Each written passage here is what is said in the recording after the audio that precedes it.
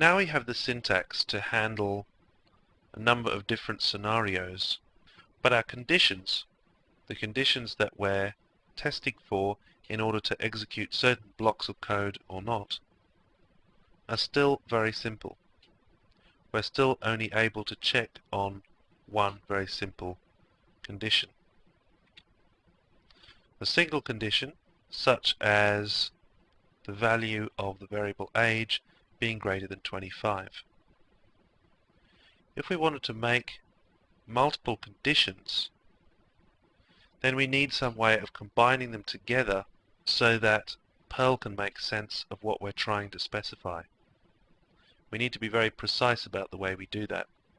So in order to do this, the elements that we need to use are called logical operators.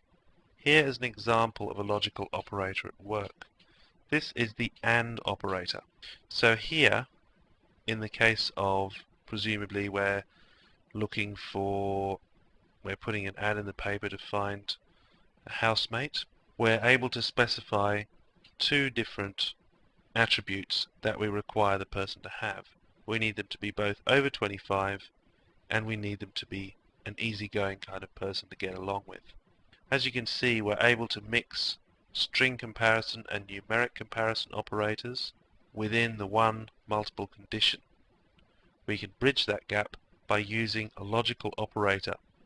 So what Perl actually does when we use the AND operator is it evaluates the first condition.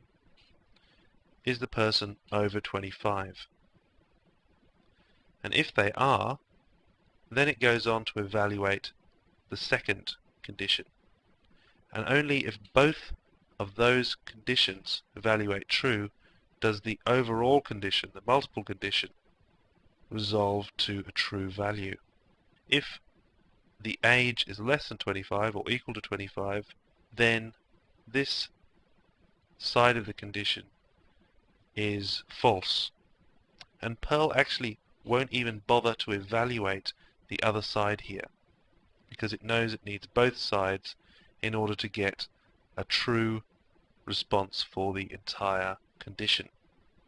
So if the first half of the condition is false, then it's going to ignore the rest. The OR logical operator, on the other hand, is a lot more forgiving.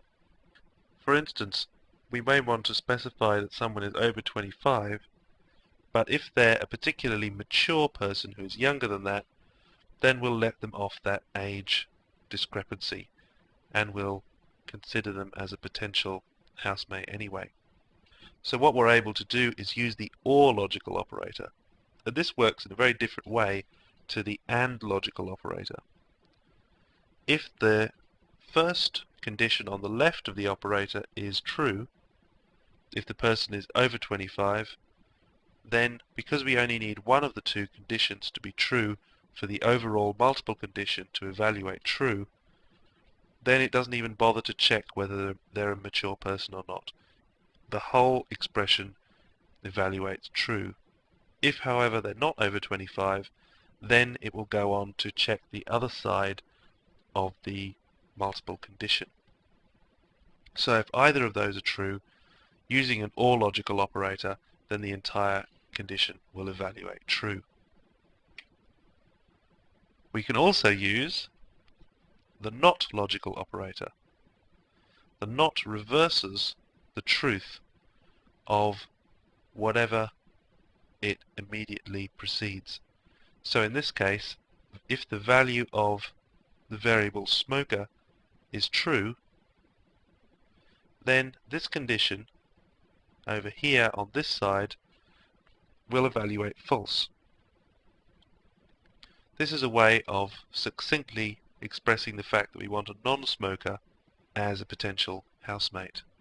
Once again, we're able to use this logical operator here together with this logical operator, so we're able to mix and match as much as we want. We do need to be careful though when we come to mix a whole lot of different conditions to make sure that the ones we want evaluated first get done first, and then the groups of conditions that we want to put together are separated from the others. So for instance, on a slightly more cynical note, if all of this is true, then that's great and they'll be considered as a housemate. However, we're willing to waive these particular conditions if they're a particularly beautiful candidate according to this particular set of conditions. So we're able to match a whole set of different conditions together into quite a complex statement by using the and, or, and not. But most importantly of all, we've been able to use brackets to mark out which conditions we need to group together. So this whole thing gets treated as one unit and is evaluated first, and then the rest of it is evaluated after we've come to a result for this side of the condition.